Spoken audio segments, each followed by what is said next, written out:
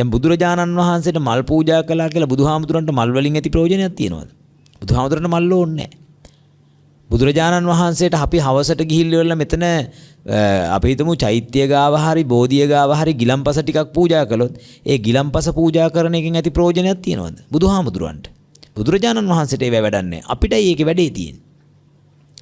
තිට්ඨන්තේ නිබ්බුතේ ചാපි සමේ චිත්තේ සමේ පලං චේතෝ පනිදි හේතුහි සත්තා ගච්ඡanti සුග්ගති.